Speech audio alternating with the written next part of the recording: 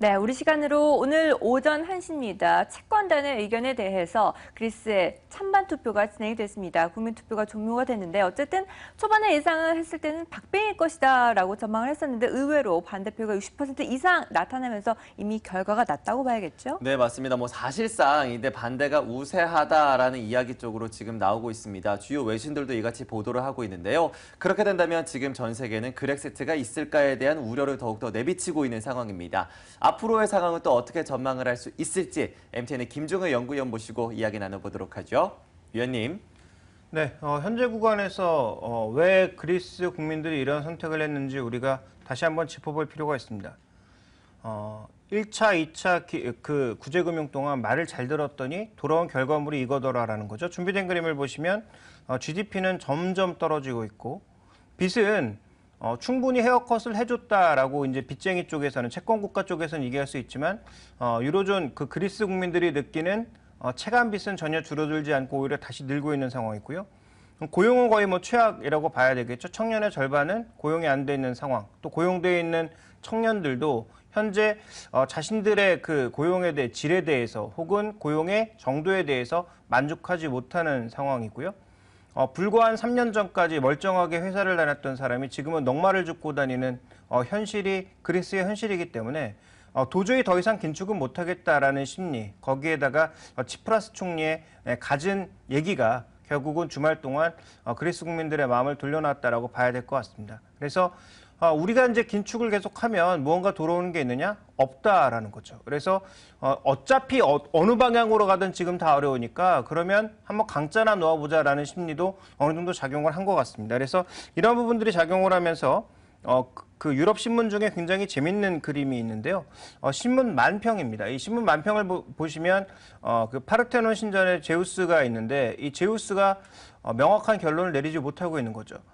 지금 밑에 있는 국민들도 명확한 결론을 내리지 못하고 뭔가 선택의 기로에 쌓여 있는데 신도 지금 선택의 기로에 쌓여 있다라는 만평 내용이었습니다. 결국은 이 그리스 신화에 나오는 판도라 신화 얘기처럼 제우스가 여자를 통해서 판도라 상자를 내려보냈는데 열어보지 말라고 했는데 결국 열은 거죠. 열었더니 그 안에서 온갖 그 죄악들이 튀어나왔다라는 거죠. 이번 결과도 마찬가지라고 보여집니다. 어떻게 보면 그리스에게 이 선택권을 주지 말고 뭔가 빨리 채권국들이 합의를 해서 정리를 해줬어야 되는데 그리스에게 공을 던지고 나서 그리스는 그 받은 공을 결국은 죄악이라고 하는 그 긴축안의 반대라고 하는 그런 결과물을 던져놓은 상황이기 때문에 향후 어떤 상황이 나올지는 아무도 알 수 없다라는 거죠. 그러면 결과물은 딱 두 가지로 우리가 그 결과물을 이제 생각해 볼 수 있는데요. 어떤 거냐 하면 지금 추가 헤어컷을 해주던지 아니면 그리스가 혼자 독자적으로 드라크마 통화를 다시 부활시켜서 통화에 엄청난 절하를 하든지 이 두 가지 선택의 기로밖에 없습니다. 이 두 가지 선택의 기로에서 한 가지 조금 우리가 준비된 그림을 살펴보실 필요가 있는데요.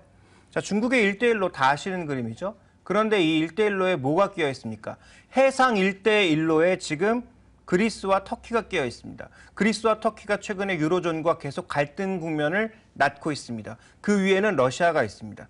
이런 여러 가지 그 역학구도상 봤을 때 그리스가 현재 유로존을 만약에 튀어나가는 그렉시트를 선택하게 되면 현재 1대1로 부분에서 해양 진출을 꾀하고 있는 중국과 손을 잡을 가능성이라든지 소설을 쓰자면 여러 가지 소설들이 나올 수 있는 거죠. 그래서 현재 그리스의 행보는 어느 쪽으로 튈지 알 수 없는 그런 상황으로 치닫고 있다라고 봐야 될 것 같습니다.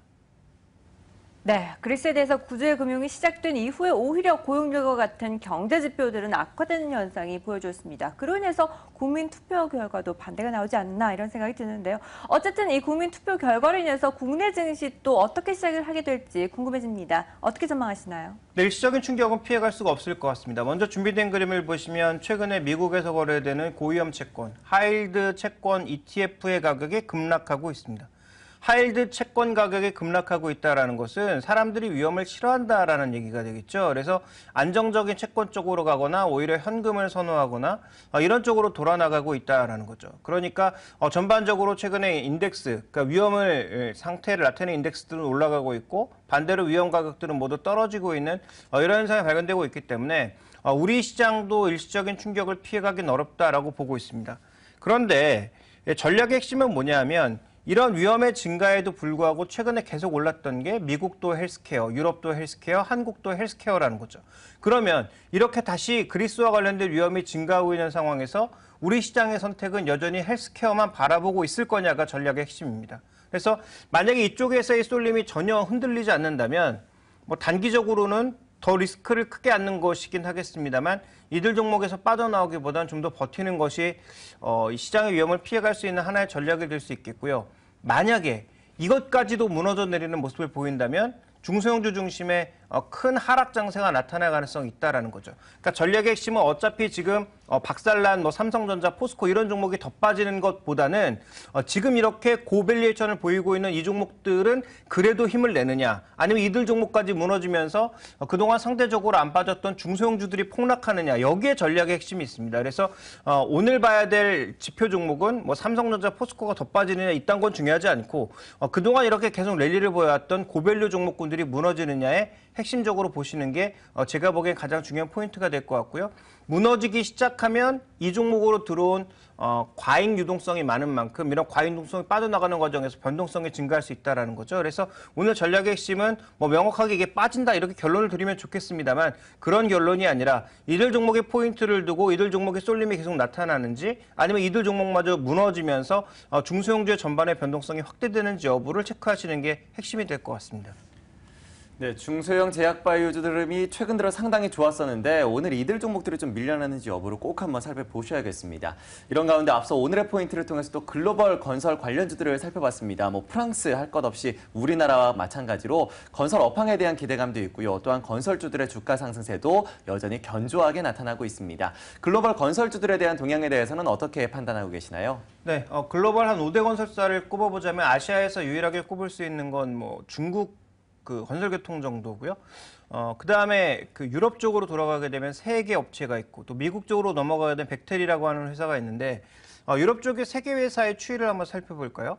자, 먼저 인프라 중심의 그래서 매출은 굉장히 정적이고 이익도 안정적으로 나고 있는 회사, 배당금도 안정적으로 지급하고 있는 회사가 바로 빈치라고 하는 회사입니다. 이 빈치가 세계 민영기업 중에서 민영건설업체 중에선 가장 큰 업체고요. 유럽존의 거의 인프라 대부분을 담당하고 있고 세계 100개국의 인프라에 진출해 있습니다. 근데 인프라에 진출하면 그것으로 끝이 아니라 인프라로 자신들의 돈으로 투자해서 먼저 만들고 향후 30년 그 사용료를 받아내는 형태로 이 회사가 대부분 운영이 되고 있거든요. 이렇게 안정적으로 지금 운영하고 있는 회사들은 뭐 증시가 파도를 치던 뭘 하든 상관없이 최근에 반등을 해서 안정적인 추이를 이어나가고 있는 반면 전형적인 개발업체, 엔지니어링 업체들의 흐름은 다릅니다. 먼저 테크닉 같은 경우에는 최근에 주가의 약세가 지속적으로 이어지고 있는 국면이고요.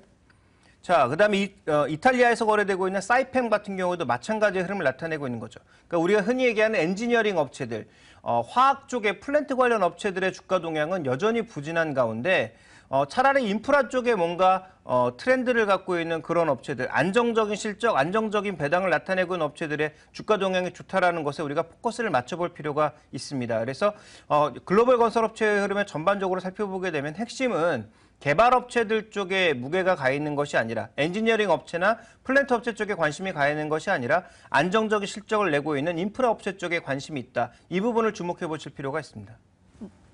네, 글로벌 전체적으로 성장보다는 재무 안정성에 포커스를 맞추고 있는 상황입니다. 그렇다면 국내 기업들 흐름은 어떤가 궁금한데요. 최근에 특히 올해 들어서 흐름이 일단 좋아지고 있죠. 네, 먼저 대림산업 살펴볼까요? 대림산업이 최근에 주목받고 있는 딱 한 가지입니다. 준비된 그림을 보시면 이익이 개선되고 있다라는 거죠. 무엇보다 지금 현재 나타나고 있는 이 아랫부분에 회색 부분이 뭐냐면 연결법인, 즉 해외법인에서 작살이 나면서 결국 이명박 정부 때 결국 뻥카친 게 다 이제 실적의 부실로 드러나면서 결국은 이게 다 그 엄청난 그 후폭풍으로 돌아온 거죠. 물론 이 부분이 이제 좋아지면서 그나마 조금 좋아졌다, 실적이 좋아지고 있다라고 봐야 될 것 같고요. 최근에 우리나라 이제 석유화학 업체들의 실적을 굉장히 긍정적으로 보고 있는 것이 또 긍정적으로 작용을 하고 있죠. 왜냐하면 대림산업의 실적의 30%는 화학 부분이 차지하고 있으니까요. 그래서 이런 여러 가지 요인들이 겹쳐지면서 실적이 증가할 거다라고 했는데 2분기까지는 뭐 실적이 증가할 수 있어도 과연 3, 4분기까지 이것을 이어나갈 거냐에 대해서는 저는 좀 의문을 갖고 있습니다. 우리나라 건설주들, 특히 해외 쪽에 여전히 포커싱이 맞춰져 있는 해외 쪽의 매출 비중이 높은 종목군들에 대해서는 여전히 뭐 트레이딩 바이 정도 이상의 의견을 드리긴 어렵다라고 판단하고 있고요. 오히려 국내 쪽에서 무엇을 보고 있느냐? 아파트 분양 물량이 확대되고 있는 가운데 미분양은 지속적으로 줄고 있습니다. 최근에 아파트 공급을 계속하고 있는데도 수요를 못 따라가고 있습니다. 그래서 가격이 폭등하는 것은 아니지만, 왜냐하면 투기 수요가 아니라 실수요이기 때문에 실제적으로 지금 가격이 폭등하는 것은 아니지만 하반기에 수도권을 중심으로 분양 물량들이 계속 몰려있다는 거죠. 그렇다면 국내에 이제 비중이 높은 그런 건설업체들, 그래서 현대산업 같은 경우를 최근에 말씀드렸고, 장기적으로 보면 한전부지를 개발할 현대건설 같은 업체들, 상장은 되어 있지 않지만 엠코 같은 업체들이 상대적으로 좋아질 가능성에 대해서 무게를 두셔야 될 것 같고요. 그 다음에 이제 또 하나 지금 보시면 서울 주변에 굉장히 많은 그린벨트가 해제를 앞두고 있는 상황이고요. 또 이제 대전 쪽도 마찬가지입니다. 그래서 이런 그린벨트가 해제가 되면 이 땅을 갖고 뭘 할 거냐?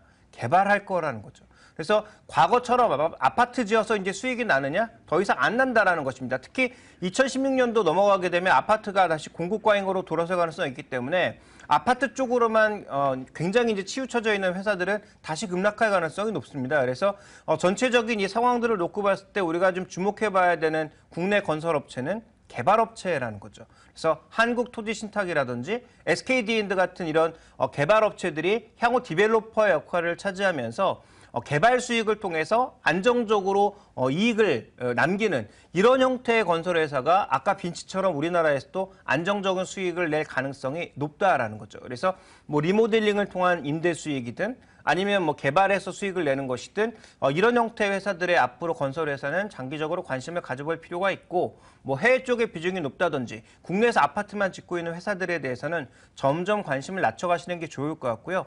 또 하나 이제 주목해봐야 될 건 이런 그 개발이 늘어나면 늘어날수록 B2B 쪽의 건자재는 매출이 늘어날 수 있기 때문에 관심은 가져야 되는데, 이미 주가가 많이 올라간 만큼 뭐 추가적으로 매수하시기보단 관망 정도 혹은 뭐 조정 시 트레이딩 바이 정도의 의견을 가져가시는 게 좋을 것 같습니다. 건설업황에 대해서 새로운 투자 포인트를 말씀해 주셨습니다. 기존에 뜨고 있는 아파트 관련 업체들보다는 그린벨트 해제를 염두한 토지개발 업체에 관심을 가져보자라는 이야기도 전해주셨으니까요. 여러분들도 참고해 보시는 게 좋겠습니다. 자, 이렇게 해서 이제 글로벌 이슈들과 함께 국내 종목에 대한 전략도 세워봤고요. 이어서 이제 국내에 대한 전략도 세워보도록 하죠. 네, 한 주를 시작하는 월요일장을 앞두고 또 어떻게 전략을 세워봐야 될지 함께 고민해 보도록 하겠습니다. 오늘장 선전략 함께 하시죠.